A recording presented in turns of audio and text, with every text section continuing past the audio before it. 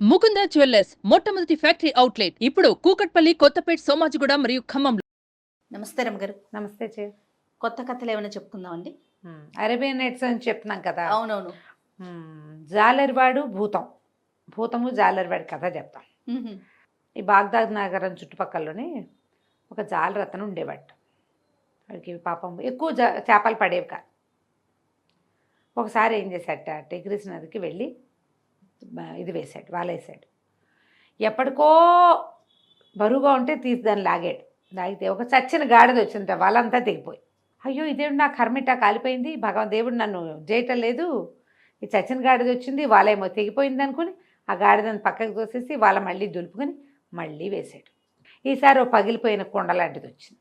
చీ చీ చీ అనుకున్నాడు. దాని నిండా ఏమిటో చిల్ల పెంకులు అవి ఉన్నాయి. పగిలింది, బీటుకు కూడా అయితే పోనీ కుండ పడింది, పనికొచ్చేదైతే అనుకో, అది కూడా కాదు. మూడోసారి ఒక మట్టి బిడ్డ లాంటిది పడింది.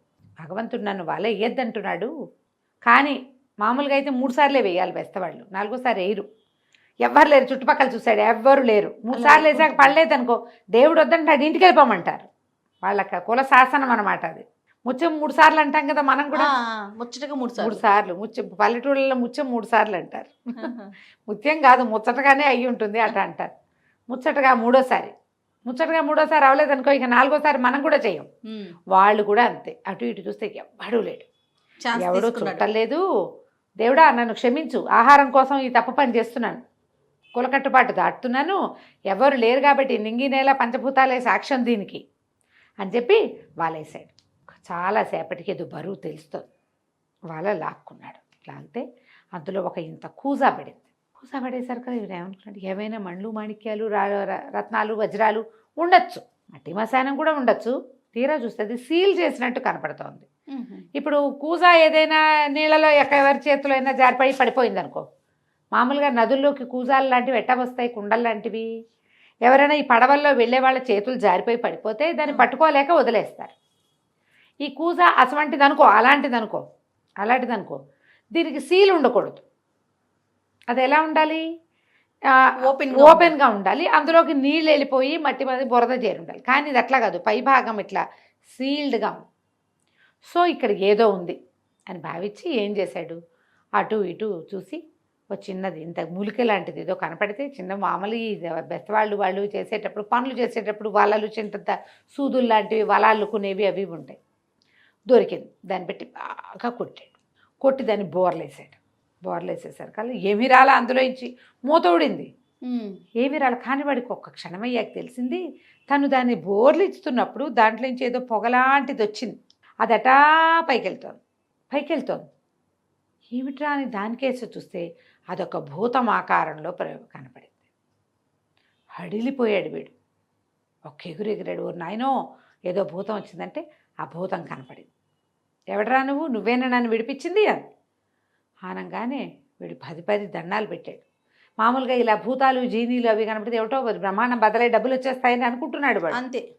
అక్కడి నుంచి దండాలు పెట్టి, ప్రభు తండ్రి నువ్వెవరినైనా నన్ను రక్షించడానికి వచ్చావు, రూపాయి లేదు, తిండి లేదు, ఒక చేప పడలేదు, నన్ను రక్షించు, కరుణించు, కనకవర్షం కురిపించు నా మీద అని కేకలు పెట్టాడు. కేకలు పెట్టేసరికల్లా అన్నాడు, నిజంగా నువ్వేనా నన్ను ఇందులోంచి తీసింది బయటికి అన్నాడు. అక్షరాలా నేనే స్వామి, ఇక్కడ ఎవ్వడూ లేడు చూడండి, నేను ఒక్కనే ఉన్నానన్నాడు. అయితే పట్టు నిన్ను చంపేస్తా అన్నాడు ఆ భూతం. అనగానే వీడు హడిలిపోయాడు. నీ దుంపదేగా, నేను నిన్ను రక్షిస్తే నేను ఇందులోంచి బయటపడేశాను, పైకి వెళ్ళేందుకు నీకు అవకాశం కల్పిస్తే నన్ను చంపేయటం ఏమిటి, భూతాలు డబ్బులు ఇస్తాయి, నువ్వు ఇట్లా ఎందుకు చేసినావు, అసలు నువ్వు ఇందులోకి ఎట్లా వచ్చావంటే, ఎన్నో ఏళ్ల క్రితం 1800 సంవత్సరాల క్రితం నేను భగవంతుడికి ఒక అపచారం చేశాను. ఆయన భగవంతుని కుమారుడు నన్ను భూతంగా మార్చి ఇందులో ప్రవేశపెట్టి సముద్రంలో పారేశాడు.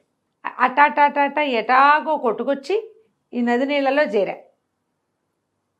ఎన్ని వందల ఏళ్ల నుంచి, 1800 సంవత్సరాలు కదా, ప్రతి సంవత్సరం ప్రతి 10 ఏళ్ళకి 20 ఏళ్ళకి నన్ను రక్షించిన వాడికి కోట్లు ఇస్తాననుకున్నా, ఎవడూ రక్షించరా. 100 ఏళ్ళకి 200 సంవత్సరాలకి రక్షిస్తాననుకున్నా, ఎవడూ రక్షించలే. 300 ఏళ్ళకి 50,000 ఇస్తానన్నా, ఎవడూ రాలా. ఏదో ఒకటి ఇస్తాను అన్నవాడు ఎప్పుడూ ఎవ్వరూ రాలా. ఎన్ని వందల సంవత్సరాల నుంచి నేను ఇందులో వేచి ఉన్నాను. చివరికి నాకు విసుగు పుట్టింది, ఇందులో ఉండి ఉండి విరక్తి పుట్టింది. ఈ విరక్తి నుంచి నన్ను ఎవడు విముక్తి పరుస్తాడో వాడికి ముక్తి ప్రసాదిస్తానని పెట్టుకున్నాను. చంపేస్తాను వాడిని, ఇప్పుడు నువ్వు తెరిచావు అంటే ఇప్పుడు నా శపథం ప్రకారం నేను నిన్నేం చేయాలి? చంపేయాలి. అంతే. నా శపథం నెరవేర్చుకుంటాను నేను అనగానే వీడు నిర్ఘాంతపడి చాలరివాడు. అయ్యో బాబా, ఇంకేమైనా ఉంది, ఇప్పుడు చచ్చిపోతే ఇంట్లో పెళ్ళాం పిల్లలు ఇల్లు వాకిలి ఏమైపోతాయి? అక్కడి నుంచి అన్నాడు, మహాన్ బాబా నువ్వెవరో నాకు అర్థం కావటం లేదు, అయినా నువ్వు చూస్తే ఎంతున్నావు, చంపేస్తే చంపేద్దు కానిలే, నువ్వు నీలాంటి గొప్పవాడు చేసిన ప్రతిజ్ఞ నెరవేర్చుకోవాల్సిందే. వెధవ మామూలు జీవితాల్లో మేమే ఏదైనా ఒక మాట అంటే కట్టుబడి ఉంటాం. భగవంతుడి మీద ఒక ఆజ్ఞ ఒక బాణ పెట్టుకున్నాం అనుకో, దేవుడి మీద ఒట్టు అంటే చెయ్యాలి. మేము మామూలు మనుషులం. మేము ఎలాంటి వాళ్ళం? ఓ 100 ఏళ్ళు వస్తే చచ్చిపోతాం, 50 ఏళ్ళకే ముసలైపోతాం, 100కి చస్తాం. నువ్వు ఇంత గొప్పవాడివి, 18 ఏళ్ల నుంచి కూజాలో కూర్చున్నానని ఏమిటో సెలవిస్తున్నావు, నువ్వు చూస్తే ఎంతున్నావు, ఇందులో ఎట్టబట్టావు స్వామి నువ్వు అన్నాడు. అనగానే భూతం ఉంది, ఎందుకు పట్టలేదు, నేను అందులోంచి బయటకు వచ్చాను, నువ్వు చూడలేదా? నేను ఎక్కడ చూశాను, నువ్వు చూస్తే ఎంతున్నావు, ఈ కూజా చూస్తే ఎంతుంది, సారాయి పోసుకునే కూజాలే ఉంది ఇది. దీనికి 2 మూతులు ఉంటాయి, ఓవైపు సారా నింపుతావు, రెండో వైపు సారా పోస్తాం. ఆ వైపు సీల్ చేస్తుంది, ఈ వైపు నేను తెరిచా, నువ్వు ఎటపోయావు ఇందులోకి అని 10 ప్రశ్నించాడు. భూతమన్నాడు, నేను ఇందులోనే ఉన్నానంట, నువ్వు ఇందులో ఉన్నావని నాకు నమ్మకం కుదిరిస్తేనే నీతో ఈ చేతిలో నేను చావడానికి సిద్ధం అన్నాడు బెస్తవాడు. అక్షరాల నేను ఇందులోంచే వచ్చాను, కావాలంటే ఇందులోకి వెళ్ళి చూపిస్తాను నీకు అన్నాడు భూతం. అనేసి ఏం చేశాడు, సన్నగా పొగలాగా మారి ఇందులోకి ప్రవేశించాడు. ప్రవేశించగానే దాని పైన సీలు వీడు ఓడదీశాడుగా, ఆ బిరడ పెట్టేసేసాడు దానికి. అయిపోయింది. ఒరే నన్ను వదిలే అంటే ఇతను ఏమన్నాడు, జాలరి, పోనీలే కదా నిన్ను వదిలిస్తే నేను కావాలని చేయలే, కానీ నా వల్ల జరిగింది. నువ్వు నాకు సహాయం చేయకపోగా, నన్ను ఆశీర్వదించకపోగా నువ్వు నన్ను చంపుతానంటావు. ఎవడైనా సహాయం చేసిన వాడిని చంపుతాడా లోకంలో?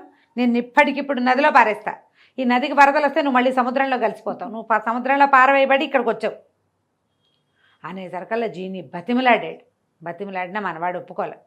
పూర్వం దుబాన్ అనే రాజు, యూనన్ అనే రాజు దుబాన్ అనే వైద్యుడిని చంపినట్టుగా నువ్వు నన్ను చంపడానికి చూస్తున్నావు. సహాయం చేసిన వాడిని ఎప్పుడూ చంపడు. పోనీ ఎవడో 3వ వాడు వచ్చాడు అనుకో మధ్యలో, అప్పుడు చంపచ్చు, పోనీ అప్పుడు జరగచ్చు, ఎవరైనా మనని మిస్లీడ్ చేస్తే. ఇక మిస్లీడ్ ఇంకేముంది, నువ్వున్నావు నేనున్నాను, నన్ను రక్షించడాన్ని చంపేస్తాను అని ఎవడైనా ప్రతిజ్ఞ చేస్తాడా? భూతాలు చేస్తాయి, మనిషి అన్నవాడు చేస్తాడా ఆ పని? అలా నీకు సరైన శిక్ష వేశాడు, నీలాంటి వాడికి ఇలాగే కావాలి అనగానే భూతం ఉంది, ఒరే బుడ్డిలో పెడితే పెట్టావు, కానీ కూజాలో పెట్టాడు కదా, కూజాలో పెడితే పెట్టావు, నువ్వు ఆ కథ ఏంటో చెప్పు నాకు అంటే అప్పుడు చెప్పాడనమాట.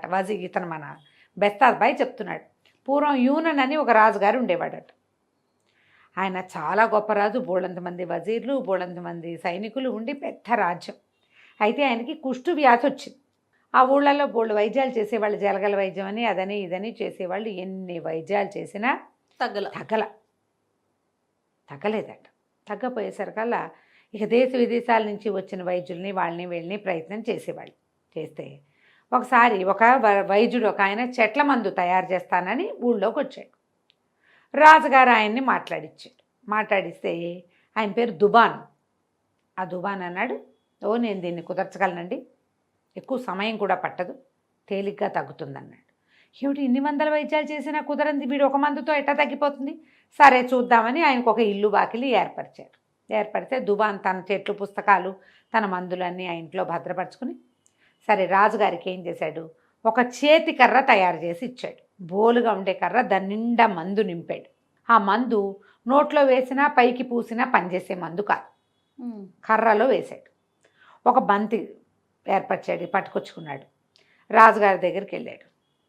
ఆట స్థలంలోకి వెళ్దామండి, ఇగోండి ఈ కర్ర చేత్తో పుచ్చుకోండి, ఈ బంతిని కొట్టండి, బంతిని బాత్తూనే ఉండాలి మీరు. ఆ బంతి మీరు కొట్టేశారు, ఎవడో పట్టుకొచ్చి మళ్ళీ విసురుతాడు, మళ్ళీ కొట్టాలి. ఎన్నిసార్లు కొట్టాలంటే మీ చేతిలో చెమట రావాలి.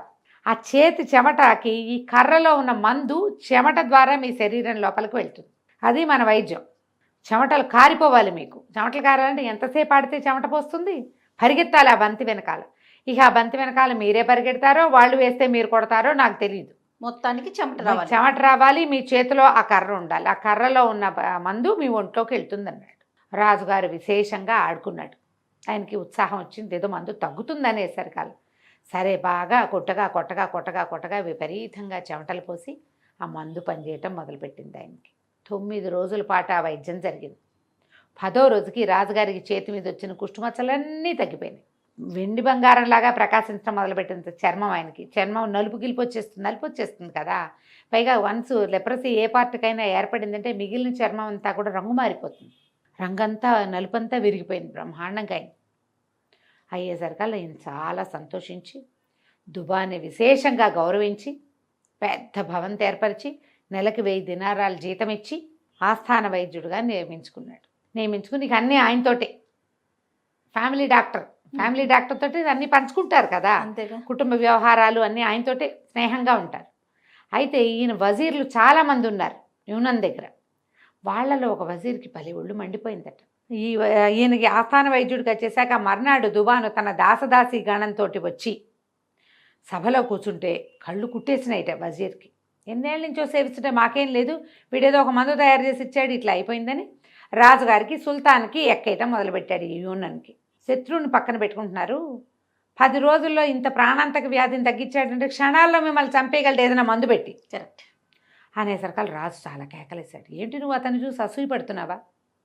ఎన్ని వైద్యాలు చేసినా తగ్గలేదే. అతను ఇచ్చిన మందుతో 10 రోజుల్లో మందు పనిచేసింది, గుణం కనపడింది. దైవంతో సమానం, వైద్యో నారాయణ హరి అన్నారు. కాబట్టి నేను ఇట్లా కుళ్ళు పడద్దు నువ్వు అన్నాడు. కాదు, కావాలంటే నేను మీకు ప్రూవ్ చేస్తానని ఇతను చెప్పాడు. చెప్పేసరికల్ సరే ఎట్లా ప్రూవ్ చేస్తావో చూపించు నాకు అనేసరికల్ సరేనన్నాడు. ఒక రాజుగారిని యూనస్ని రక్షించిన దుబాన్ గురించి వజీర్ చెప్తున్నాడు, ఆ దుర్మార్గుడు అని. యూనస్ ఏమంటాడంటే, మనకి మేలు చేసిన వాడిని ఇప్పుడు నాకు జబ్బు తగ్గించాడు, అది కూడా అదేదో పూసి ఇదేదో రాసి అదేమిటో చేసి కాదు, ఆటలాడిచ్చి తగ్గించేశాడు. అతని జీవితం అంతా మన దగ్గరే గడవాలి, ఇంకా అతని మీద అసూయతోటి నువ్వు చెప్తున్నావు. నీ మాట విని అతన్ని నేను ఏదైనా చేస్తే సింధుబాద్ అని గద్దం చంపిన సింధుబాద్ రాజులాగా అయిపోతాను, నేను అట్లా చేయను అన్నాడు. అనగానే వజీర్ అడిగాడు, గద్దం చంపాడా సింధుబాద్, ఎక్కడిది ఆ కథ, ఎవరి గురించి అని వజీర్ అడిగాడు. ఎన్నో కథ వచ్చింది చూడు. అక్కడి నుంచి వజీర్ అడిగిన దానికి యూనస్ రాజుగారు చెప్తున్నాడు. పూర్వం సింధుబాద్ అని ఒక రాజుగారు ఉండేవాడట. ఆయనకు ఒక పెంపుడు గద్ద ఉండేది. ఎంత ప్రేమో ఆయనకు ఆ గద్ద అంటే. అది ఎప్పుడు ఆయన ముంజేయి మీదే ఉండేది. ఆయన నిద్రపోతున్నప్పుడు కూడా చేయి చాపు కూర్చుంటే అది ఆయన చేతి మీదే పడుకునేవాడు. చేయి చాపుకొని పడుకుంటే చేతి మీదే కూర్చొని నిద్రపోయేది. అది దాని మెడలో ఒక చిన్న బంగారపు గిన్నె వేళ్లాడేసేవాడు, అందులో మంచినీళ్ళు పెట్టేవాడు. బంగారపు గిన్నెతో నీళ్లు తాగేది అది. రాజుగారికి అంత ప్రీతి. ఒకసారట వీళ్ళు వేటకెళ్ళారు. వేటకెళ్తే ఒక భలే లేడి దొరికిందిట, భలే బాగుందిట, చాలా బలంగా ఉంది, పెద్దదిగా ఉంది. రాజుగారు ఆ లేడిని కొట్టబోయాడు, అది కాస్త తప్పించుకుంది. సింధుబాద్ రాజు పేరు. సరే తప్పించుకునేసరికల్లా ఆయన అన్నాడు, అరే దాన్ని పట్టుకోండిరా, దాన్ని ప్రాణాలతో పట్టుకురావాలి, దాన్ని వదిలేస్తే కనుక మీకు శిక్ష పడుతుంది అన్నాడు. వదిలేసిన వాడికి శిక్ష తప్పదు అనేసరికల్లా సైనికులు ఇటుబడి పరిగెత్తి మొత్తానికి ఎటాగొట్ట దాన్ని మోసుకొచ్చారు. దాన్ని పట్టుకొస్తే అది ఇట్లా రాజుగారి ఎదురుగుండా నిలబెట్టారు దాన్ని. అది ఇట్లా ఆయన దగ్గరకు వస్తూ సడన్గా ఆయన ఇట్లా బెదిరించింది ముందు కాళ్ళెత్తి. ఆయన కంగారు పడిపోయాడు. మామూలుగా అప్పటిదాకా నిదానంగా ఉన్నవాళ్ళు ఒక్కసారి మీదకి దూకితే బెదర్రు.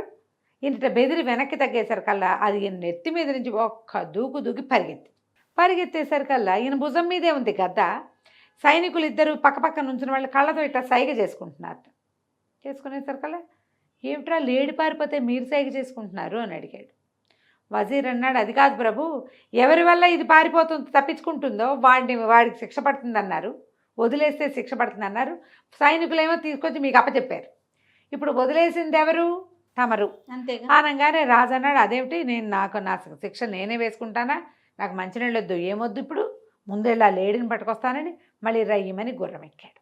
ఎక్కి ఇక పరిగెత్తాడు, ఎక్కడికో వెళ్ళిపోయాడు. ఆ లేడిని వెంబడబడి ఆ గద్ద కూడా ఈయన్ని ఫాలో చేస్తూ ఆయన భుజం మీదే కూర్చుంది. చివరికి లేడిని కొట్టాక ఏమైంది, అప్పుడు ఆయనకు ఒళ్ళు తెలిసింది, తను చాలా దూరం వచ్చేసానని. ఆ వెర్రి పరుగుతోటి ఆ గద్ద ఆయన భుజం మీద అట్లా కూర్చుని ప్రయాణం చేయదు, పైన ఎగురుకుంటూ వస్తుంది. ఆయన ఎక్కడైనా ఆగితే అప్పుడు భుజం మీద వాళ్తుంది. ఆయన ఆగమంటున్నాడు. ఆయన ఏమనుకున్నాడు, దాహంతో ప్రాణం పోతోంది, ఇది కూడా రొప్పుతోంది, దానికి నీళ్లు కావాలి, దాని మెళ్ళ బంగారు గిన్నె వేళ్లాడేసి ఉంటుంది, ఆ గిన్నెలో నీళ్ళు అయిపోయినాయి. గుర్రము దాహంతో ఉంది అని చెప్పి గుర్రం మీదకి చూస్తే ఏదో చిన్న పళ్ళెం, దానికి నీళ్లు పెట్టడానికి ఇంత పళ్ళెం అంటుతుంది. సరే అటు ఇటు చూస్తే ఒక చెట్టు మీద నుంచి ధారగా నీళ్లు కారుతున్నాయి. ఆయన ఏమనుకున్నాడు, బాగా పరీక్షించల, పైనుంచి ఏదో జలపాతాల మీద నుంచి చెట్టు మీద పడుతున్నాయని ఆ నీళ్లు ఇట పట్టాడు ఆ చిన్న పాత్రతోటి. సరే ముందు చేతితోటి పట్టుకున్నాడు, పట్టుకుని ఆ పక్షికి మెళ్ళలో పోసాడు. ఆ మెళ్ళలో ఆ గిన్నె ఉందిగా, అది తోసేసింది నీళ్ళని. ఆయనకు అర్థం కాలేదు. సరే ఏం చేశాడు, మళ్ళీ నీళ్లు పట్టాడు, గుర్రానికి పళ్ళెంలో పోసాడు. ఆ గద్ద ఏం చేసింది, ఒక తన్ను దనేసింది ఆ గిన్నెని. ఆయనకి అర్థం కాలేదు, దానికి ఇంత పళ్ళె వల్ల ఉంటుంది, డిపలా ఉంటుంది, అందులో పోస్తే అవి కూడా తాగనివిటల్లా. సరే తను నీళ్లు పట్టుకుని ఇట్లా తాగబోయాడు. దాహంతో ప్రాణం పోతుంది, గుర్రం కూడా చచ్చిపోతే అది దాహంతో నేను ఎక్కడికి వెళ్తాను, ఈ గద్ద శనిమోహంది, అది నీళ్లు తాగదు, గుర్రాన్ని తాగనిట్లేదు, నేనైనా తాగుదామని ఇట్లా పట్టుకునేసరికల్లా అది ఒక్క తన్ను దనింది రాజుగారిని. ఆ గద్ద తన్నేసరికల్లా ఆయన కోపంతో మొదలో ఒక కత్తి ఉంటుంది, కత్తి పెట్టి ఒక్క వేటేశాడు.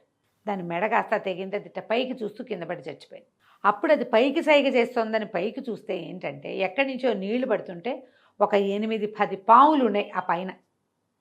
ఆ పాములు విషం కక్కుతున్నాయి, ఆ నీళ్లతో కలిసి ఆ విషం కిందకు వస్తుంది.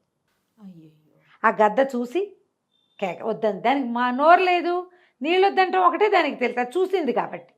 అది మామూలుగా అయితే పాముల మీద పడుతుంది గద్ద, కానీ ఈ సమయంలో ఏంటి, అది ఎంతసేపటి నుంచో ఎగురుతోంది, దానికి నీటి అవసరం, అలసటగా ఉంది, లేకపోతే పాముల్ని కలబడిపోను.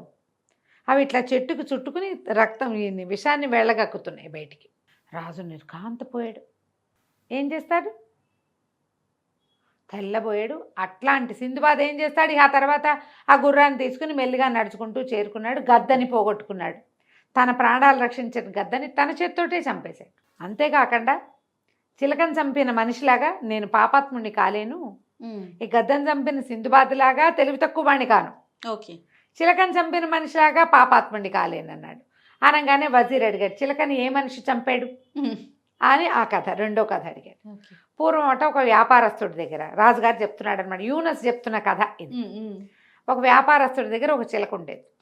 చిలక మాట్లాడేదట. ఈయన ఆ వ్యాపారస్తుడే ఒక రోజు పిల్లని తీసుకొచ్చి తిన్నగా ఆహారం పెట్టి పెంచాడు. అయితే ఏమైంది, చాలామంది దాసదాసి కానివ్వండి, ఒక అందమైన భార్య ఉంది. అయితే అందమైన భార్య ఉందని ఆయన కొంచెం చిలకని గమనిస్తూ ఉండమని చెప్పేవాడు. ఓసారి ఆయన ఏదో పొరుగురు వెళ్ళి తిరిగి వచ్చాక, చిలక ఏమిటే సంగతులు అంటే, ఏముంది, నువ్వు వెళ్ళాక నీ భార్య చక్కగా అలంకరించుకుని ఎవరో స్నేహితుడు వచ్చి గుర్రం ఎక్కి తీసుకుపోయాడు, మరి అతనితో గడిపొచ్చింది, 4 రాత్రులు నువ్వు ఇంట్లో లేవు, 3 రాత్రులు నీ భార్య ఇంట్లో లేదు అని చెప్పింది. చెప్పేసరికల్లా ఆయన కొళ్ళు మండిపోయింది. దొంగమొహం, నేను ఊళ్ళో లేనప్పుడు నువ్వు ఎవరితోటో తిరుగుతున్నావని లోపలికి వచ్చి అంతఃపురంలోకి పెళ్ళాన్ని చీత కొట్టాడు.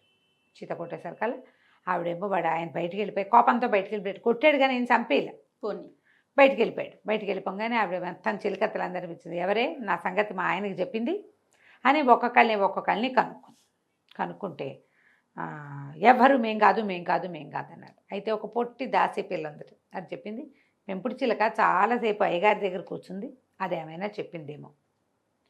సరే దీని సంగతి చెప్దాం, నా రహస్యం బయట పెట్టేసిందని ఏం చెప్పింది. ఆయన ఇవాళ వెళ్ళిపోయాడు, ఇప్పుడు రాడు ఇంటికి, ఏ స్నేహితుడి దగ్గర గడుపుతాడు. భార్యను కొట్టాడు, ఆయన కోపంగా ఉంది, వెంటనే ఇంటికి ఎందుకు వస్తాడు, ఎవరింటోనే ఉంటాడు. ఓ పని చేయండి, ఇప్పుడు చిలకని పంజరంలో పెట్టండి, దాని మీద గోను సంచి వేయండి, ఉండి దాని మీద కొట్టండి, తర్వాత నీళ్లు పోయండి గోను సంచి మీద అని చెప్పింది. చిలక పంజరంలో ఉంది, దాని మీద గోను పట్టగా పేశారు. అక్కడి నుంచి నీళ్లు ధారలుగా పోశారు. మధ్యలో డమాడమ దాన్ని ఆ కర్ర పెట్టి ఆ గోను పట్టాన్ని కొట్టారు. రాత్రంతా తెల్లవారులు చేశారు. ఆయన పొద్దున్నే వ్యాపారస్తుడు ఏం చేశాడు, తెల్లారాక ఇంటికి వచ్చాడు. ఇంటికి వచ్చేసరికల్లా చిలక వెళ్ళి ఇల్లంతా తిరుగుతుంది. చిలక పోయి భుజం మీద కూర్చుంది. ఏమిటో చిలక విశేషాలు అన్నాడు. ఏముంది, రాత్రంతా ఉరుములు మెరుపులతోటి వాన, చీకటి గాఢాంధకారం అని చెప్పింది. నిజానికి అది ఎండాకాలం, అప్పుడు వానే లేదు. చిలక ఏం పరిస్థితి చూసింది అంతే. అక్కడి నుంచి అన్నాడు, బోస్ నీదు పదిగా ఇంత పచ్చిపాపంగా అబద్ధాలు చెప్తున్నావేమిటే, నా పెళ్ళాన్ని గురించి కూడా ఇలాగే అబద్ధం చెప్పుంటావుగా నువ్వు అని చెప్పేసి దాని పీక వేసి చంపేశాడు. భారీ సంతోషంగా ఉంది. ఈ మనిషి ఏం చేశాడు, చిలక ఇలాంటి మాట ఎందుకు చెప్తోంది, ఏం జరిగింది, ఏమీ లేదు, ఎంక్వైరీ లేదు. ఈ ఎంక్వైరీ లేకుండా నువ్వు చెప్పావని నేను నమ్మను. ఈ సింధుబాద్ గద్దను చంపిన సింధుబాద్ లాగా తెలివి తక్కువ పని చేయను, మనిషిని చంపిన చిలకను చంపిన మనిషిలాగా పాపాత్ముడిని కాలేను. వైద్యుడి మీదకి వెళ్ళడానికి వీల్లేదన్నాడు రాజు. అయితే ఈ చిలకని చంపేశాడు వ్యాపారస్తుడు. చంపేసిన తర్వాత ఒక బానిస పిల్ల కూడా అతనికి చెప్పింది, మీ ఆవిడ ఎవరితోటో ఫ్రెండ్షిప్ చేస్తుందని. అవును. చిలక చచ్చిపోయిన తర్వాత ఆయన తన భార్య ఒక టర్కీ ఒకటితో మాట్లాడటం చూశాడు. చిలకని చంపేశాక ఇంకా చేసేదేముంది. ఈ మాట్లాడుకున్నారు వజీరు రాజు. వజీర్ ఏం చెప్పాడంటే రాజుగారికి చెప్తున్నాడు, దుబాను నేను చంపేయగలుగుతాడు, ఎందుకంటే నీకు ఒక కర్ర ఇచ్చి కర్రతో నీకు పట్టి పీడిస్తున్న జబ్బుని పోగొట్టిన వాడు రేపొద్దు నీ పువ్వు వాసన చూడడానికి వాసన చూపించి చంపేయగలడు నేను, అంతే కదా. నీకు ఈ మేలు ఎందుకు చేశాడు, రేపేదో కీడు చేయకపోవటానికి. ఓ ఆలోచించు, అవునా కాదంటే రాజుకు ఆశ్చర్యంగా ఉంది. అలా జరుగుతుందంటామన్నాడు. ఎందుకు జరగదండి, ఒక యువరాజు వజీర్ కథ చెప్తాను వినండి అని వజీర్ ఇంకో కథ చెప్పాడు. ఒక దేశంలో ఒక రాజుగారికి ఒక కొడుకు ఉండేవాడట. ఈ కొడుక్కి వజీర్లతోటి ఫ్రెండ్షిప్. అయితే ఈ వజీరుల్లో ఒకడిని బాగా నమ్మేవాడు. ఒకసారి కుర్రాడు రాజకుమారుడు అడవిలో వేటాడడానికి వెళ్ళాడట.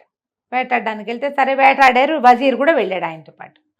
ఆ వేట అయిన తర్వాత ఏదో ఒక భయంకరమైన మృగం వచ్చింది. వజీరు రాజకుమారుడి కవ్వించాడు, నీకు చేతనైతే దాన్ని చంపు, దాని వెనకాల పరిగెత్తు అని. ఎవ్వరూ రాకుండా యువరాజు ఒక్కడే ఆ జంతువు వెనకాల పరిగెత్తాడు. అదేదో ఒక విచిత్రమైన జంతువు. పరిగెత్తి దారి తప్పేశాడు. ఆ జంతువు అతనికి దొరకల. ఇతను ఏం చెయ్యాలో తెలియక వస్తూ ఉంటే ఒక అందమైన అమ్మాయి కనపడిందట యువరాజుకి. ఓకే. ఇతను పోయి ఆ అమ్మాయిని అడిగి, ఎవరమ్మాయి ఏమిటి, ఎందుకు ఏడుస్తున్నావు, ఏంటి, ఏడుచుకుంటుంది ఆ పిల్లకు నుంచి.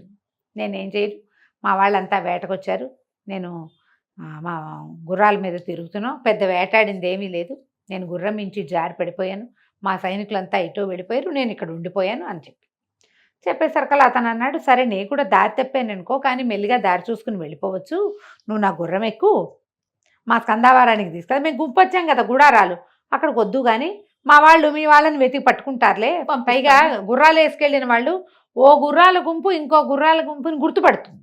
అంతేగా, ఇక్కడ ఆగాం, గుర్రపు చప్పుడు వస్తుందంటే ఎంతమంది వస్తున్నారో లెక్కలు కూడా తెలిసిపోతాయి. కాబట్టి మనం చూద్దామమ్మా, నువ్వు నా గుర్రం ఎక్కమన్నాడు. ఎక్కితే ఈ అమ్మాయి ఇటు అటు అటు ఆ పక్క ఈ పక్క అని అట తీసుకెళ్ళి ఒక పాడుపడిపోయిన గుహ దగ్గరికి తీసుకెళ్ళి, నేను బాత్రూమ్కి వెళ్ళాలి, ఒకసారి వెళ్ళొస్తాను, నువ్వు ఇక్కడే నుంచో అని ఆ రాజకుమారిని అక్కడ నుంచోబెట్టి ఆ గుర్రం మీద వండి ఇది దిగి పిల్ల వెళ్ళిపోయింది. ఇటు ఎంతసేపటికి రాలా. రాకపోయేసరికల్లా డైరెక్ట్గా గుహలోకి వెళ్తాడు. ఆ అమ్మాయి నేను యూరినల్స్కి వెళ్తానంటే అందుకని ఇతను ఏం చేశాడు, ఆ గుహ పైపుకి కొంచెం పక్క నుంచి పై వైపుకి ఎక్కి అక్కడ నిలబడిట వంగి చూసేసరికల్లా అక్కడ ఒక రాక్షసి 4 పిల్ల రాక్షసులు కనపడ్డాయి. ఆ పిల్లలు అడుగుతున్నారు, అమ్మ ఆకలిస్తుంది, ఏం తెచ్చావే అంటే ఆ రాక్షసు చెప్తోంది, ఒక చక్కగా కండబట్టి నున్నగా తెల్లగా ఉన్న ఒక యువరాజు వాడి గుర్రము 2 తెచ్చా, కాసేపటికి ఎటాగు లోపలికి వస్తాడు. ఓకే, ముందు వాడిని తినేయండి, తర్వాత గుర్రాన్ని తినేద్దురు కానీ అనగానే ఆశ్చర్యపోయాడు.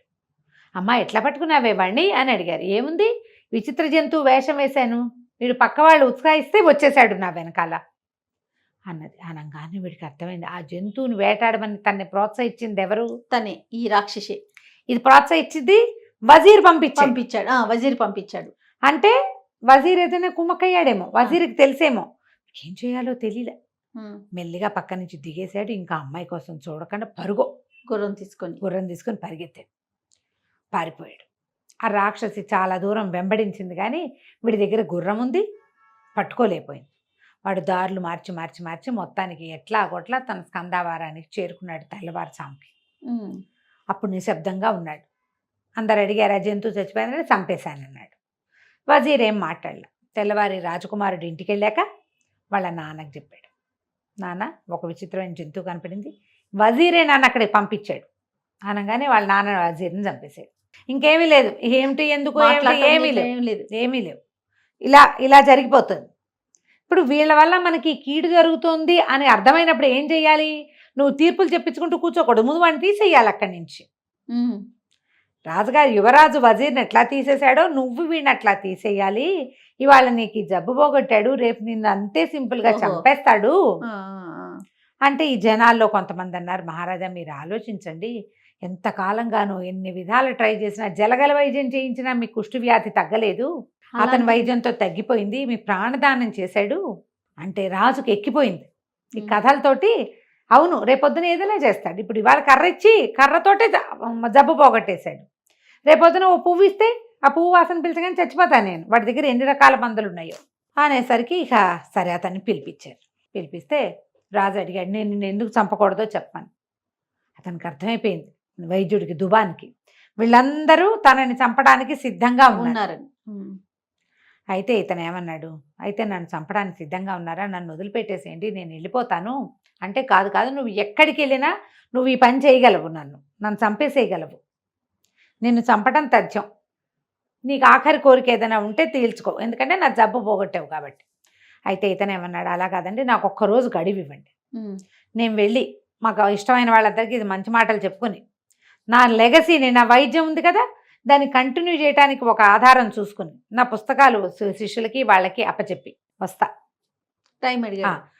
ఒక్కరోజు టైం ఇవ్వండి. పైగా మీరు నాకు మేలు చేశారు, ఇంత గొప్ప పేరు వచ్చింది, ఇంత సంపాదించుకున్నాను, ఇవన్నీ చేశా కదా, నాకు సమయం ఇస్తున్నారు కాబట్టి మీకు కూడా ఒక ఇది ఇస్తాను, ఒక అత్యద్భుతమైన పుస్తకం పట్టుకొస్తాను మీకోసం అన్నాడు. సరే రాజు ఒప్పుకున్నాడు. అతన్ని మంది మార్బలంతో సహా పంపించారు. ఆయన పుస్తకాలు ఎవరికి అప్పచెప్పాల్సిన వాళ్ళకి అప్పచెప్పారు. ఒక పుస్తకం చేత్తో పుచ్చుకొచ్చాడు. అక్కడి నుంచి ఒక మంచి పొడేదో పట్టుకొచ్చాడు, మందు పొడి. ఆ పొడిని ఒక పళ్ళెంలో వేసి ఒక చోట పెట్టాడు. రాజా, నా మెడ నరికేశాక నా తలకి ఈ మందంతా అంటించండి, నీకు రక్తం కారదు, నా తలని ఈ పళ్ళెంలో పెట్టి ఎదురుగుండా పెట్టుకోండి. ఈ పుస్తకం ఉంది కదా, ఈ పుస్తకాన్ని 3 పేజీలు తిప్పండి. 3వ పేజీలో ఒక్కో పేజీ తిప్పాలి. 3వ పేజీలో ఈ చనిపోయిన వాడి తల మాట్లాడేందుకు ఒక మంత్రం ఉంది. ఆ మంత్రం చదివితే మీరు ఏది అడిగితే ఆ ప్రశ్నకి నా చచ్చిపోయిన తల సమాధానం చెప్తుంది, నరకబడిన తల సమాధానం చెప్తుంది. ఆ తర్వాత మీరు ఏ తలను నరికినా ఆ తల మీకు ఆన్సర్ ఇస్తుంది. ఓ, ఆ విద్యని నేను మీకు గిఫ్ట్గా ఇస్తున్నాను అన్నాడు. నువ్వు వచ్చే గిఫ్ట్లు అక్కర్లా, ఏమక్కర్లా అని అనాలా? ఏమంటారు ఎవడైనా? వీడిని అసలు ఎదురుకుండా కాదు, ఎక్కడో చంపేయండి అనకుండా రాజుగారు అదేదో వచ్చి పడిపోతుందని సరే ఆయన ఇచ్చిన మందు పొడిని ఓ పళ్ళెల్లో వేయించి తలారిని పిలిచి, ఎవరే వీటి తల నరికేయరా, తల నరికేయంగానే ఆ తలని ఎత్తి ఆ మందంతా పట్టించి ఆ పౌడర్ మీద ఉంచబెట్టారు. కాళ్ళు ఇట్లా విప్పి చూస్తోంది ఆ తల. రాజుగారి పుస్తకం ఒళ్ళో పెట్టుకున్నాడు. పేజీ తిప్పాడు, 1 లెక్క పెట్టింది తల 1, 2 తిప్పాడు 2, 3 ఎప్పటికీ రాల. ఈయన ఇట్లా 4 కొంచెం తడి చేసుకుని 3వ పేజీ తిప్పాడు. తిప్పితే 3వ పేజీ తెరుచుకుంది. అక్కడ ఏమీ లేదు. కానీ మరో నిమిషం రాజుగారికి విషం తలకెక్కేయటం మొదలుపెట్టింది. పక్కపక్క నవ్వింది తల. వాసన చూపించి చంపేయగలనని తెలుసు నీకు, కాగితం తిప్పించి కూడా చంపేయగలను నేను అని చెప్పింది. రాజు, అమ్మో నన్ను చంపేశాడు వీడు, విషం ఎక్కిపోయింది తలకి. 2 పేజీలు తిప్పేసరికి ఆ విషపు పేజీలని వేలుతో కదిపేసరికి నోట్లో కూడా పెట్టుకున్నాడు. నోట్లో కూడా పెట్టుకుని పేజీ కదిపాడు. గోవిందా అయిపోయింది, రాజు మరణించాడు. ఇప్పుడు ఈ కథని జాలరివాడు ఇల్ఫ్రిత్కి, ఆ భూతానికి చెప్తున్నాడు.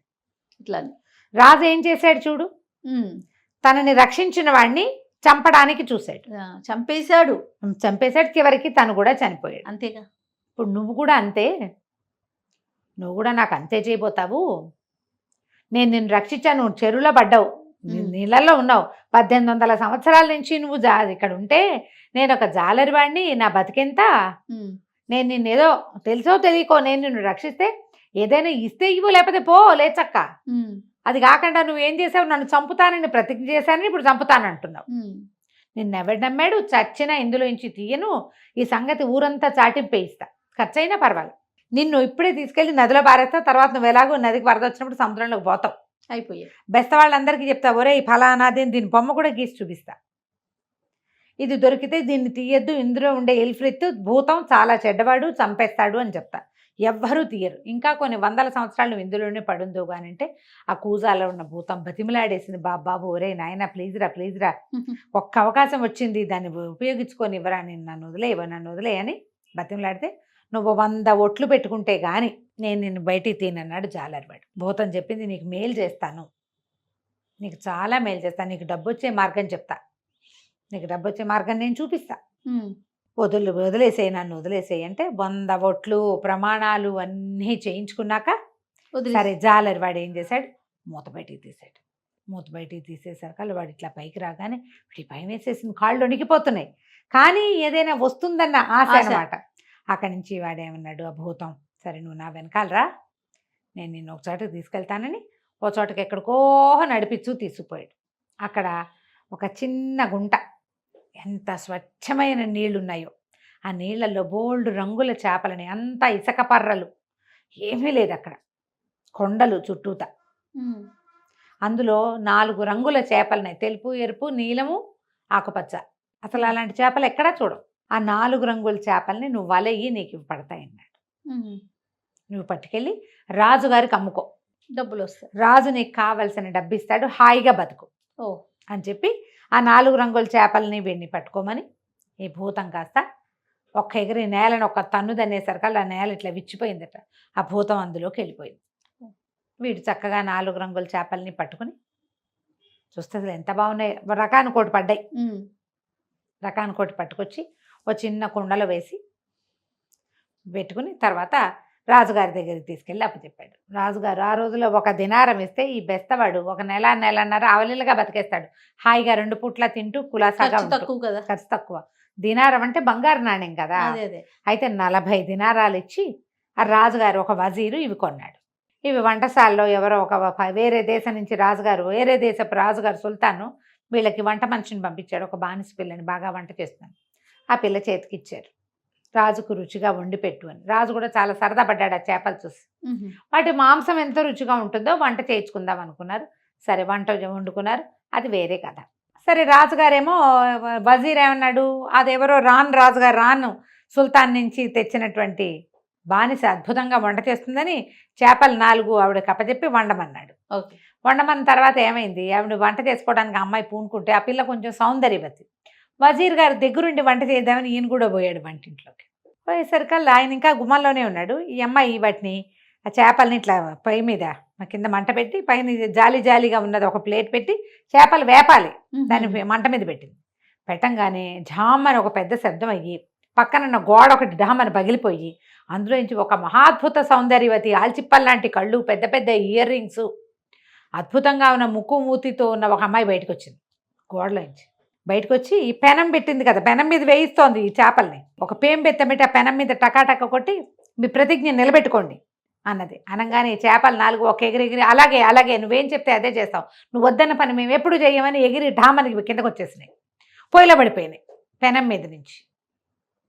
వజీర్ గారు చూసినాడు, ఏమిటి చేపలు మాట్లాడుతున్నాయి అలాగే అంటున్నాయి, పైగా గోళ్ళ నుంచి ఒకటి వచ్చింది. అదే కదా, అదేమో మహాద్భుత సౌందర్యవతిగా ఉంది, కిందున్న సౌందర్యవతి కంటే గోళ్ళ సౌందర్యం ఎక్కువగా ఉంది. ఏమిటో తెలీదా, చూస్తూ ఉండగానే గోడ మూసిపోయింది, అమ్మాయి వెళ్ళిపోయింది, చేపలు మాడిపోయినాయి, పొయ్యిలో పడిపోయినాయి. తెల్లబోయాడు వజీర్, ఏదో మాయమంత్రం ఉంది ఇక్కడ. ఆ బానిస కంగారు పడిన అమ్మాయి ఏడవటం మొదలుపెట్టింది. ఇప్పుడు రాజుగారు చేపలు పంపించి వేయించంటే పొయ్యిలో పడిపోయాయి అంటే ఏం చేస్తాడు, దీన్ని పడేస్తాడు పొయ్యిలో.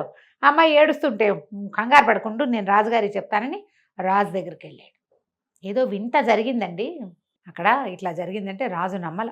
బానిసే చెప్తే అసలు నమ్మేవాడిని కాను, నువ్వు చెప్తున్నావు కాబట్టి చూద్దాము, సరే ఇంకో 4 చేపలు తెప్పించు, ఆ జాలరి వాడు ఎక్కడాడో వాడిని పట్టుకురమ్మన్నారు. జాలరి ఆశ్చర్యపోయాడు, 4 చేపలు తెచ్చేసి 40 దినారాలు ఇచ్చేసి మళ్ళీ తయారయ్యారే వీళ్ళు, ఈసారి తక్కువకి రానండి అన్నాడు. నీకు ఏది కావాలంటే అది ఇస్తాం పట్టరా అని వాడిని వెంబడబెట్టు తీసుకెళ్ళి వెళ్ళారు. వెళ్తే ఒక పెద్ద దారి, చాలా దూరం వెళ్ళాలి. ఎన్ని గంటలు పడుతుందంటే ఇక్కడికి 4 గంటలు పడుతుంది అన్నాడు. 4 గంటలు ప్రయాణం చేసి వెళ్తే అక్కడ 4 కొండల మధ్యలో అంతా మట్టిగా అంటే ఇసగ్గా ఉంది. మేమన్నా ఎడారిగా ఉన్న చోట చిన్న కొలను చిన్న కొలను అని చెప్పుకున్నాక చేపలు ఉన్నాయి. చేపలు పట్టించారు. ఆశ్చర్యపోయారు, అసలు ఇది ఎక్కడి నుంచి వచ్చింది, మన రాజ్యం వెనకాల 4 గంటల దూరంలో ఇటువంటిది ఒకటి ఉందని మనకు తెలుసా అసలు ఇలాంటిది అని ఆశ్చర్యపోయారు. వాళ్ళని వీళ్ళని అడిగారు. అడిగితే ఏం సమాధానం రాలేదు. సరే ముందు ఈ 4 చేపలు పట్టాడుగా బెస్తవాడు, పట్టిన వాడికి 400 దినారాలు ఇచ్చారు, ఒక్కో దానికి 100 చొప్పున వాడి చేతిలో పెట్టారు. చేపలు 4 తెచ్చారు. ఇప్పుడు రాజుగారి దగ్గర ఆయన గదిలోనే పొయ్యి, పెనము, వంట చేసేందుకు బానిస మొత్తం అందరినీ పిలిపించుకున్నారు. అక్కడి నుంచి ఈ పొయ్యి మీద పెట్టారు, వాటిని పెనం పెట్టి దాని మీద పెట్టేసరికల్లా సరే ఏమైంది, దానితో వేపి చూయమని నూనె వేయంగానే పెద్ద గోడ పగిలిపోయి అందులోంచి ఈసారి బ్రహ్మాండంగా వస్తాదులాగా ఉన్న ఒక భీకరాకారుడు నల్లటి వాడు ఒకడు బయటకు వచ్చాడు. వాడి చేతిలో ఇంత పెద్ద చెట్టు కొమ్మంది, వాడు కూడా ఆ అమ్మాయి ఏదో పాట పాడింది కదా పాటలాగా మాట నిలబెట్టుకోండి వాడు కూడా ఒక పాట పాడాడు. వెంటనే ఈ చేపలు 4 ఢామని మాడిపోయినాయి ఒకేసారి. మీ మాట వింటాం, మీ మాట వింటాం, మీ మాట మీద జవదాటం, మీరే చెప్తే అదే చేస్తాం. రాక్షసుడు మాయమైపోయాడు. ఆ వచ్చిన బాగా నల్లటివాడు. చేపలు కాస్త మాడి బొగ్గులైపోయినాయి. అయ్యయ్యో. పొయ్యిలో పడలా. ఈసారి జాగ్రత్తగా పెట్టారు, పొయ్యికి పెనానికి గ్యాప్ లేకుండా. పెనం మీదే మాడిపోయినాయి అవి. అంతకుముందు తెలుపు, ఎరుపు, నలుపు, ఆకుపచ్చ రంగుల్లో ఉన్నాయి కదా, ఇప్పుడు ఏమీ లేవు. అర్థం కాలేదు. రాజు అన్నాడు ఏదో వింటుంది, పదండి నేను కూడా వస్తా అక్కడ. కానీ మొత్తం అందరూ పోయారు. వెళ్తే అక్కడ విచిత్రంగా 4 పెద్ద పెద్ద కొండలు, 4 వైపులా చిన్న కొలను. ఇవి ఇక్కడికి ఎట్లా వచ్చినాయి? అక్కడి నుంచి చుట్టుపక్కల అందరినీ కనుక్కోవటం మొదలుపెట్టారు. ఒక ముసలాయన అయితే చెప్పాడు, ఇంత చిన్న కొలను నేను ఏనాడు చూడలే, ఇది ఇక్కడికి ఎట్లా వచ్చిందో కూడా మాకు తెలీదు. కొలను రావాలంటే తవ్వాలి, దానంతటా ఊరేవి చెమ్మ ఇట్లా తడితడిగా అంతంత ఉంటుంది. ఇట్లా గుంటల్లే ఉండి అందులో ఇన్ని రకాల చేపలుండి ఈ వ్యవహారం ఎట్లా వచ్చిందో మాకు తెలియదు. మేము ఇక్కడ మానవ మాత్రం ఈ వైపు ఎప్పుడూ చూడలే. ఈ 4 కొండలు ఇదివరకు లేవు, ఈ మధ్య ఎప్పుడో వచ్చాయి. అట్లా ఎట్లా వస్తాయి? కొండలు వస్తాయి, అవును కదా, కొండలు రావు కదా. సరే, అక్కడి నుంచి రాజుకి ఇక్కడ ఏదో మర్మం ఉంది, దాన్ని తెలుసుకోవాలని ఉంది అన్నాడు వజీర్ తోటి. మీరు మొత్తం అంతా వెళ్ళిపోడు గుంపు, నేను ఇక్కడే ఉంటా, నడిచి వెళ్తా, అన్ని కొండలు ఎక్కి చూస్తా, ఏదో మర్మం ఉంది, అది నేను కనుక్కోవాలి అంటే బతిమలాడాడు రా వజీర్. వద్దండి వద్దండి అంటే రాజు ఒప్పుకోవాలి. సుల్తాన్ ఏం పర్వాలా, నాకేమన్నా అక్కడ కొడుకులా కూతుళ్ళా, ఏ పిల్లల్ని చూసుకోవడానికి నేను ఇంటికి రావాలి? రాజ్యం మీరు చూసుకోండి, వజీర్లే సంభాళిస్తారు రాజ్యాన్ని. సుల్తాన్ ఉంటే ఉంటాడు, లేకపోతే లేదు, నేను మాత్రం ఈ రహస్యం కనుక్కున్నాకే వస్తానన్నాడు. అక్కడి నుంచి ఈయన మొత్తం అలంకారాలన్నీ తీసేసి ఒక కత్తి భుజాన్ని వేసుకుని సామాన్లన్నీ వాళ్ళతో పంపించి కొద్దిగా ఆహారానికి కొంచెం ఏర్పాటు ఉంచుకుని అక్కడి నుంచి మర్నాడు తెల్లవారి దగ్గర నుంచి నడవడం మొదలుపెట్టాడు. ఆ 4 కొండల మధ్యలోకి నడిచి నడిచి నడిచి నడవగా నడవగా నడవగా 1 రోజున్నర నడవగా అక్కడ దూరంగా ఏదో ఒక నల్లటి ఒక కోట లాంటిది కనపడింది. కోట అంటూ ఒకటి ఉంటే మనుషులు ఉంటారు అంతే. ఎవరో ఇప్పుడు కొండ అయితే దాని అంతటి పుడుతుంది, కోట ఎట్లా పుడుతుంది? సరే ఈయన దాని దగ్గరికి వెళ్ళాడు. వెళ్తే ఎవ్వరు లేరు, పిట్ట పురుగు, కోటలాగా ఉంది అంతే. లోపలికి వెళ్ళాడు. చక్కగా ఉంది, క్లీన్గా, బంగారపు మెట్లు, అరకంచి పెద్ద ఈత కొలను, లోపల 4 పక్కల 4 పెద్ద పెద్ద సింహాల నోట్లోంచి ఇట్లా కొలంలోకి నీళ్లు పడుతున్నాయి. ఇంత ఏర్పాటు ఎవరో ఒకళ్ళు ఉండి చేసుకోవాలి కదా. పైగా ఏ రాజాదిరాజులో ఏదో బీద ఇల్లు కాదు, అది పాడుపడిపోయింది కాదు, ఎవరో రోజు వచ్చి ఇక్కడ స్నానం చేస్తున్నట్టు అవన్నీ కూడా కనపడుతున్నాయి. అక్కడి నుంచి పైన పక్షులు తిరుగుతున్నాయి. పైవైపున తిరిగే పక్షులు లోపలికి రాకుండా ఆ ఈత కొలను పై ప్రాంతం అంతా బంగారపు వల అల్లబడి ఉంది. అంటే బాగా డబ్బున్నవాళ్ళు, బంగారపు సింహాలు, బంగారపు మెట్లు, బంగారపు వల, ఇవన్నీ చూశాడు. ఇంకా చూస్తే లోపల ఆహార పదార్థాలు అవి ఇవి కనపడుతున్నాయి. ఓహో, ఎవరైనా ఉన్నారా? నేను పరదేశిని, దూరం నుంచి వస్తున్నాను, నాకు ఆహారం ఏర్పాటు చేయడానికి ఎవరైనా ఉన్నారా అని కేకలు పెట్టుకుంటూ పిలిచాడు. పలకల. వెళ్తూ ఉంటే బంగారపు పల్చడిగా సిల్క్ తోటి బంగారంతో నేసిన పరదాలు, లోపల పెద్ద పెద్ద సింహాసనాలు ఎన్నున్నాయో అంతా తిరిగి చూశాడు. పెట్ట పెరుగు లేదు, మానవ మాత్రుడు అన్నవాడు లేడక్కడ. ఏం చేయాలో తెలీలా. ఇక్కడే ఉండి ఇదేదైనా మాయమర్మం ఉన్నదా అర్థం కాల. ఇంతలో ఒక చిన్న మూలుగు వినపడింది. ఏంటి, ఎవరో మూలుగుతున్నారు అంటే అంటున్నారన్నమాట. అని గట్టిగా అనలేక మూలుగుగా వినపడుతోంది. ఈయన మూలుగు వచ్చిన వైపుగా ఎవరినైనా మహానుభావ ఎవరైనా ఉన్నారా, పలకండి పలకండి, నాకు సమాధానం చెప్పండి అని కేకలు పెట్టుకుంటూ వెళ్తే ఒక పెద్ద బంగారపు గద్దె, చాలా పెద్దది, దాని మీద ఒక అతను కూర్చుని ఉన్నాడు.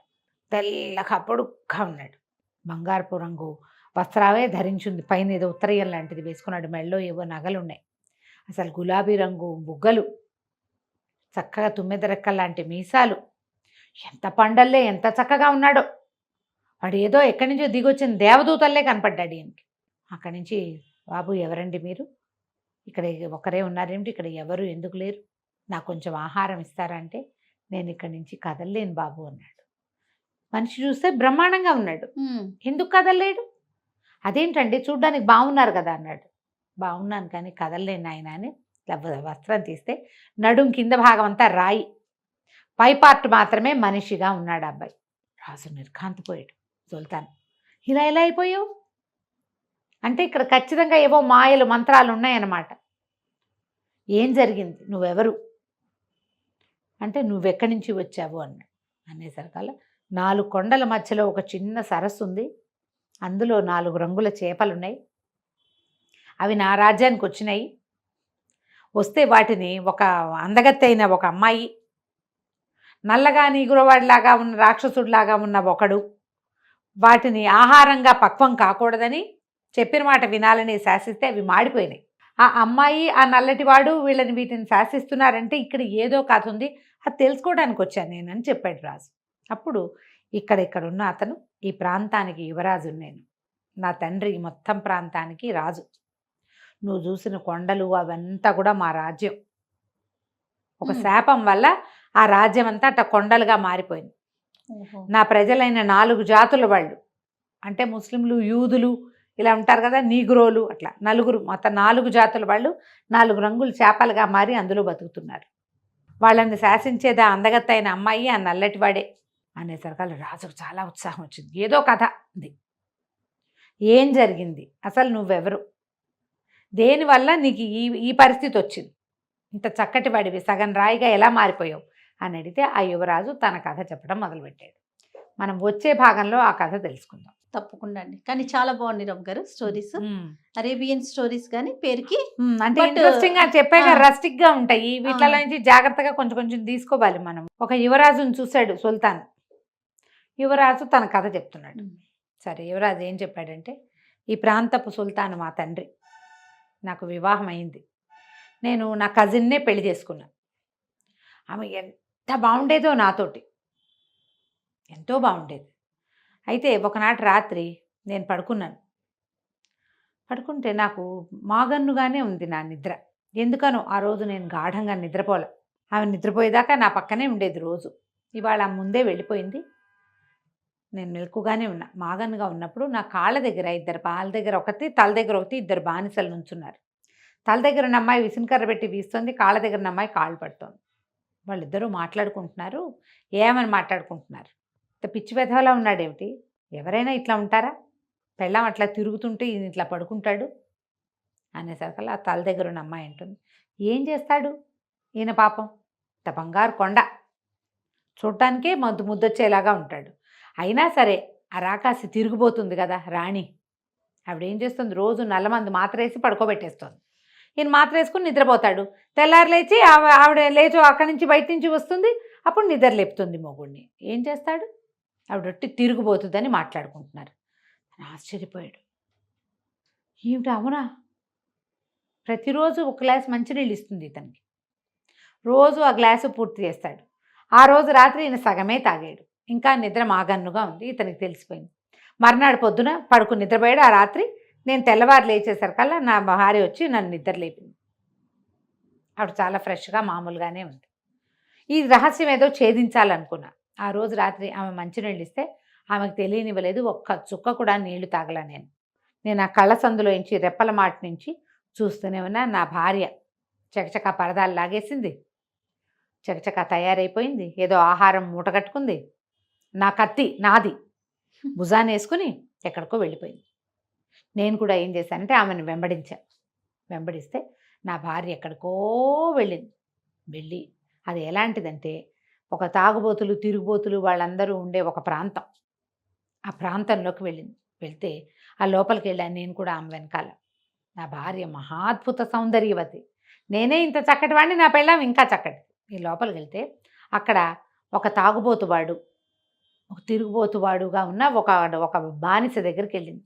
వాడు ఎంత అసహ్యంగా ఉన్నాడంటే, నల్లటి నలుపు, కుష్టు వ్యాధి ఉంది వాడికి, ఇంత పొడుగునున్నాడు, భీకరాకారుడు. నా భార్య వాడిని బతిమలాడింది, బామాలింది. వాడు అడిగాడు, ఇంత లేటుగా ఎందుకు వచ్చావు, నా ఫ్రెండ్స్ అందరూ ప్రియురాళ్లతో తిరుగుతున్నారు, ఎంజాయ్ చేస్తారు, నేను ఇట్లా ఒంటరిగా పడుకుని ఉన్నాను, నువ్వు ఇంత లేట్ ఎందుకు చేసావు అంటే, నా భార్య వాడిని బతిమలాడి బామాలి కావలించుకుని వాడిని ముద్దు చేసి, నేను చూస్తుండగానే వాడితో పాటు వాడి ఒంటికి ఉన్న కుష్టుతోటి అతనితో పాటు ఉండిపోయింది. నాకేం చేయాలో తెలియలే, వాడిని చంపేయాలనిపించింది నాకు. నా భార్య లేచి బయటికి వెళ్ళినప్పుడు నేను అతన్ని చంపేశాను అంటే పొడిచి పరిగెత్తుకుంటూ వచ్చేసాను. వీడి వల్ల కదా నా భార్య ఇట్లా చేస్తోంది అనిపించింది. వచ్చేసిన తర్వాత ఏమైంది, నేను ఇంటికి వచ్చేసా. మర్నాడు ఆ రోజు రాత్రి నా భార్య మామూలుగానే నాకు మంచినీళ్ళు పోసిచ్చింది. ఏం చేస్తుందో చూద్దాం అనుకున్నాను. తెల్లవారు ఏడుస్తూ వచ్చింది. ఏడుస్తూ వచ్చి మా అమ్మ చచ్చిపోయింది, నాకు చాలా బాధగా ఉంది అని ఎంత విపరీతంగా ఏడ్చింది. అమ్మ ఎందుకు ఏడుస్తోంది, వీడిని పొడి చేశానని తెగ ఏడ్చింది. అక్కడి నుంచి మా అమ్మ జ్ఞాపకార్థం ఒక గోరీ కట్టుకుంటాను, ఆ గోరీ ఎదురుగుండా నా దుఃఖాన్ని వెళ్ళబోసుకుంటా ఒక 1 నెల రోజుల పాటు నేను నా దగ్గరికి రావద్దు, నాతో మాట్లాడద్దంది. సరేనన్నాను. అక్కడి నుంచి ఒక గోరీ కట్టుకుని ఆ గోరీలోకి ఆ కత్తిపోటుతోటి చావలా వాడు బతికే ఉన్నాడు, ఆ కత్తితో పోటుతో ఉన్నవాడినే తీసుకొచ్చి ఆ గోరీలో పడుకోబెట్టింది. పొద్దస్తమానం అక్కడే కూర్చుని వాడి సేవ చేసుకుంటూ ఉండేది. చుట్టాల పక్కాలంతా ఏమనుకునేవాళ్ళు, వాళ్ళ అమ్మ చచ్చిపోయింది అందుకని గోరీ అక్కడ జ్ఞాపకార్థం గోరీలు కట్టుకుంటారు, వాళ్ళ పద్ధతి అది.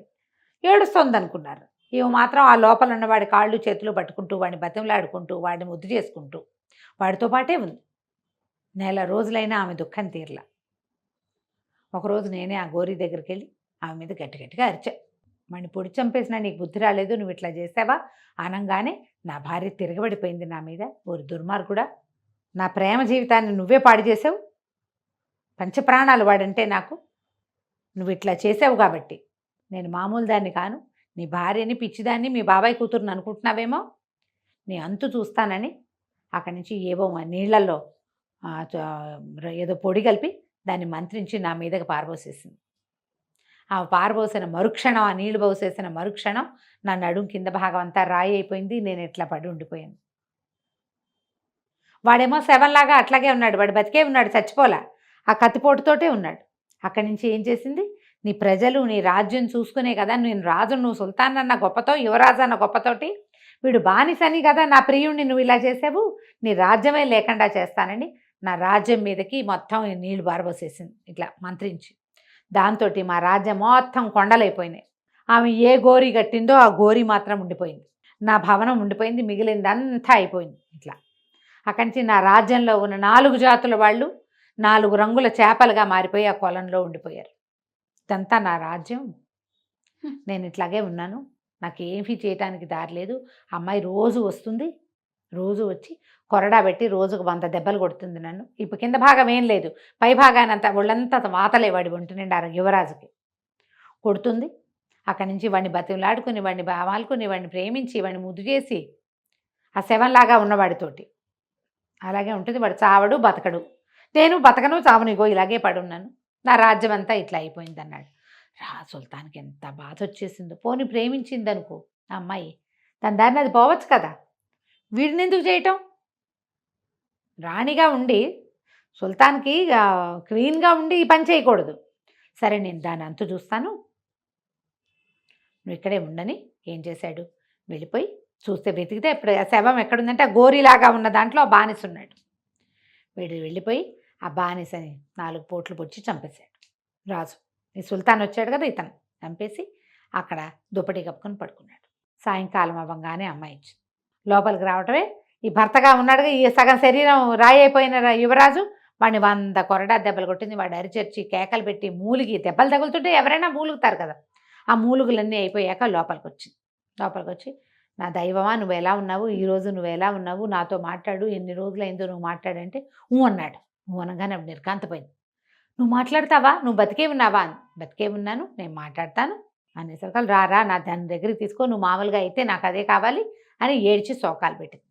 ఈ సుల్తాన్ అన్నాడు, ఈ బానిస వేషంలో అక్కడ పడుకుని ఉన్నాడు కదా, దాని ఏముంది, అన్నిటికీ అల్లాయే ప్రభువు, నువ్వు రోజు కొట్టుకొట్టి హింసిస్తున్నావు నీ భర్తని, వాడు శాపనార్థాలు పెడుతున్నాడు, ఆ శాపాలన్నీ తగులుతాయి మనకి, ముందు వాడిని విముక్తుని చేసి అప్పుడు మన ఇద్దరం హాయిగా ఉందాం అనగానే, సరే నీకు వాడిని విముక్తుని చేస్తే నీకు సంతోషమైనా అంది, నాకు సంతోషమే, వాడిని విముక్తి పరిచేసి ముందు అనగానే ఈ అమ్మాయి వెళ్ళి ఏం చేసింది, మంత్రించిన జలం జల్లి యువరాజుని నార్మల్ చేసేసింది.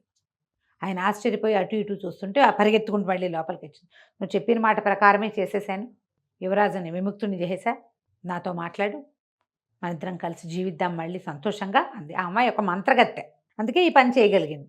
ఆ అమ్మాయికి ఆ బానిసతోటే ఆ అమ్మాయి స్నేహము జీవితము అన్నమాట. అక్కడి నుంచి మళ్ళీ ఈ బానిస వేషంలో ఉన్న సుల్తాన్ అన్నాడు, వాడిని ఒక్కడిని వదిలేస్తే సరిపోతుందా, చేపలుగా మార్చేసావు ప్రజలందరినీ, మొత్తం ఊరంతా ఏమో కొండలు చేసేసావు, అవన్నీ శాపనార్థాలు పెడుతున్నాయి. నువ్వు వెళ్ళి మళ్ళీ తిరిగి వచ్చే లోపల నేను అదే పడుతూ ఉంటున్నాను. వాళ్ళందరినీ ఎవరి జీవితాలు వాళ్ళకిచ్చే మన జీవితం మనం తీసుకుందాం అనగానే ఈ అమ్మాయి మళ్ళీ వెళ్ళి ఆ కోటలోంచి బయట నిలబడి మంత్రించిన జలం జల్లి మొత్తం ఊరంతా మామూలుగా చేసేసింది.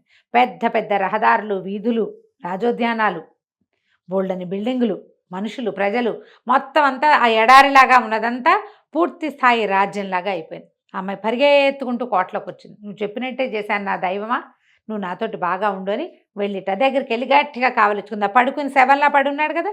ఇట్లా ఎప్పుడైతే ఆ అమ్మాయి తన మీదకి వచ్చేసి తను ఇట్లా కావలించుకుందో, ఈ సుల్తాన్ ఏం చేశాడు, పక్కన దాచిపెట్టుకున్న కత్తి తీసి కసకస పొడిచేసాడు అమ్మాయి.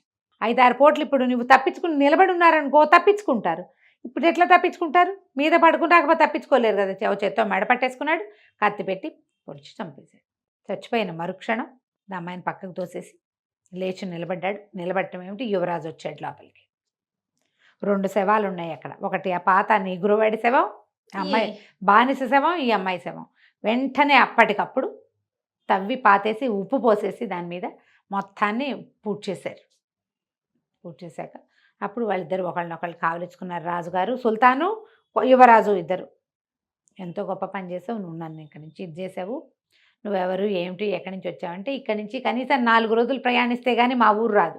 అతను ఎంత నడిచి వచ్చాడు. అవును, ఇక్కడ చాలా దూరము, కానీ మన ఊరు వెళ్దాము, నువ్వు నాతో పాటు రా, నాకు పిల్లలు లేరు, ఈ రాజ్యాన్ని వదిలేసే, ఇంక ఇక్కడ ఉండద్దు, నీ జీవితం ఇక్కడ ఏం బాగుండదు. ఇంకా అందరికీ ఏం తెలుసు, ఇతని భార్య ఒక మంత్రగత్తె, ఆ అమ్మాయికి ఒక బానిస ప్రియుడు ఉన్నాడు. ఇప్పుడు చంపేసినా ఇక అతని మించి ఆ ప్రధ పోదు కదా. నువ్వు నాతో వచ్చేయి, నేను నిన్ను పెంచుకుంటాను అనేసరికి అక్కడి నుంచి కొన్ని బళ్ళు కట్టించుకుని ఈ రాజ్యాన్నేమో వజీర్లకు అప్పచెప్పేసి ఈ బళ్ళల్లో బోల్డంత అపారమైన సంపద వేసుకుని సుల్తాను, యువరాజు ఇద్దరు సుల్తాన్ గారి రాజ్యమైనటువంటి బసరాకి తిరిగి వచ్చేసాక ఇంత అద్భుతమైన వ్యవహారం జరగడానికి కారణం ఎవరు? చేపలు తెచ్చిన జాలరిని పిలిపించారు. జాలరిని పిలిపిస్తే ఆ జాలర్ అతను వచ్చాడు. నీకు ఎంతమంది పిల్లలు ఏమిటి అని కనుక్కుని వాడికి ఇల్లు వాకిలన్నీ ఏర్పరిచారు. అతనికి 2 కూతుళ్ళు, 1 కొడుకు ఉన్నారు. రాజుగారు ఎంతో సంతోషించి యువరాజు ఓ పిల్లని పిచ్చి పెళ్లి చేసి ఓ పిల్లని తను పెళ్లి చేసుకున్నట్టు. వాళ్ళ పెళ్ళిళ్ళు అలాగే ఉంటాయి కదా, చిన్నపిల్లల్ని చేసేసుకుంటూ ఉంటారు. పెళ్లి చేసేసుకున్నారు. వాళ్ళ అబ్బాయినేమో ధనాగారానికి అధికారం చేసి ఎంతో హాయిగా ఉన్నారు. ఈ చేపలు పట్టుకుని మొదట ఇల్ఫ్రిత్ని చెప్పాడు కదా, ఇల్ఫ్రిత్ నీ జీవితమే మార్చేస్తాను నేను. అతను చెప్పినట్టుగానే ఈ మొత్తం జీవితం మారింది. ఈ జాలరి వాడితో పాటుగా యువరాజు జీవితం కూడా మారిపోయింది. మొత్తం ఆ చేపల వల్ల ఏం మార్పు జరగాలో అదంతా యథాతథంగా ఎలా జరగాలో అలా జరిగిపోయింది. ఆ తర్వాత అందరూ హాయిగా ఉన్నారు. కథ కంచికి మనం ఇంటికి. సూపర్ అండి. నమస్తే రమ్మగారు. నమస్తే.